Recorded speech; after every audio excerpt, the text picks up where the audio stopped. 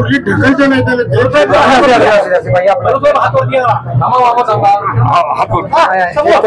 जरा प्लेन मध्ये बोला, काय वाटतंय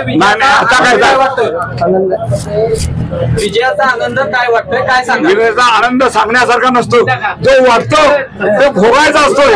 कसा भोगायचा ते आपण ठरवायचं असतोय. त्या लोकांना, सगळ्या जाणी लोकांनी प्रेम करून निवडून दिलं, त्या सगळ्यांना बरोबर घेऊन मालिका विजयाचा आनंद लुटेल. भाजप कार्यकर्त्यांनी